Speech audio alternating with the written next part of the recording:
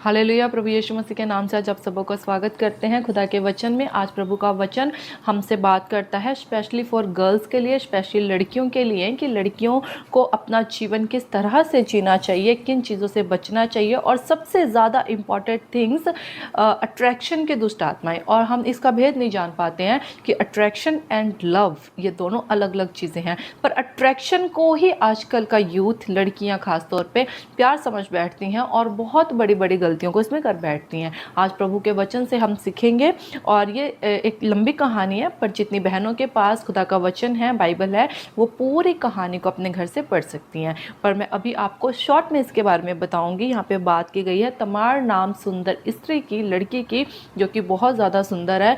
और यहाँ पे बताया गया है कि उसका भाई अम्नोन उस पर मोहित हो जाता है, उसको अपनी बहन पे उसका दिल आ जाता है, यानी कि वो उसकी कज़न सिस्टर है। इनकी मम्मी तो अलग अलग है, पर इनके पापा एक ही हैं। और ये अपनी बहन के पीछे पागल हो जाता है, और इसको लगता है कि बस मुझे वही चाहिए किसी भी तरह से, और वो बहुत ज़्यादा दुबला पतला हुआ जाता है। पर जब हम 3 में देखते हैं इसके एक मित्र के बारे में, अम्नोन के योनादाब नाम एक मित्र था, जो दाऊद के भाई का शिमा का बेटा था।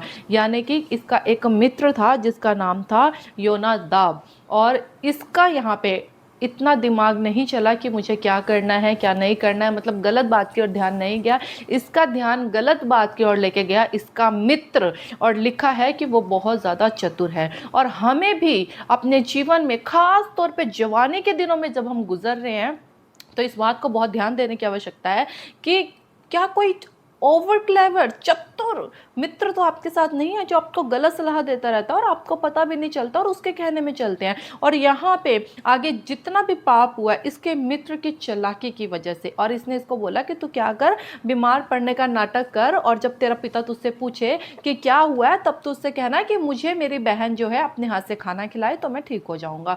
और ऐसा ही इन्होंने किया, और इनकी चाल यहाँ पे कामयाब हो गई है। और इन्होंने ऐसे बुलाया, पर इतने इशारे यहाँ पे तमार को मिले हैं, पर वो समझ नहीं पाई। उसके भाई ने बोला, सब सेवकों को बाहर निकाल दिया और उसको बोला तू अपने हाथ से मुझे खाना खिला।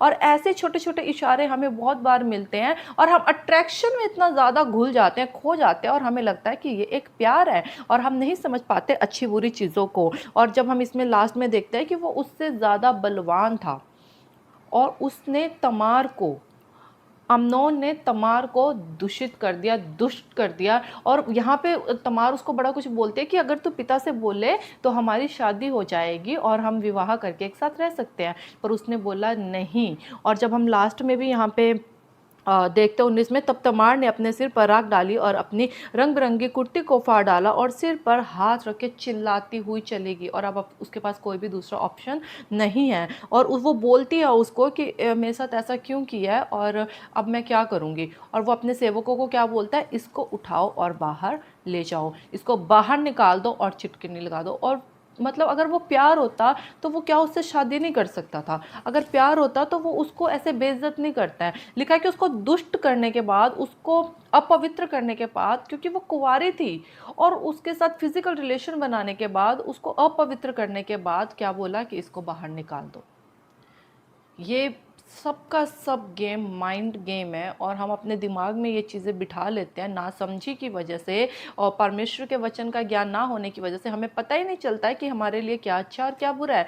ऐसी कोई भी हमें अपनी प्यारी प्यारी मीठी मीठी बातों में बहकाता है और हम बहक जाते हैं। पर हम देखेंगे कि बुद्धिमान स्त्री कैसी होती है, और नीति वचन 31 में भी बुद्धिमान स्त्री के बारे में बताया गया कि वो कैसे अपने घर को बनाती है। पर अभी आप मेरे साथ निकाल सकते हैं, नीति वचन 14:1 में लिखा है, हर बुद्धिमान स्त्री अपने घर को बनाती है, पर मूढ़ स्त्री उसको अपने ही हाथों से ढा देती है। बुद्धिमान स्त्री को पता है कि मुझे कैसे अपने घर को बनाना है, बुद्धिमान स्त्री को पता है कि मुझे कैसे अपने घर को बनाना है, कैसे चलाना है, किन बातों से बचना है। पर लेकिन मूढ़ स्त्री अपने ही हाथों से अपने घर को ढा देती है। और नीति वचन 9:13 में लिखा है, मूर्खता रूपी स्त्री बकबक करने वाली है, वह तो भोली है और कुछ नहीं जानती।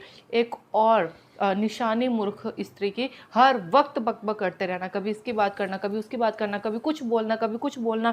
उसके मन में शांति नहीं है, वो भोली है, वो कुछ भी कर रही है, उसको अच्छे बुरे से कोई मतलब नहीं है।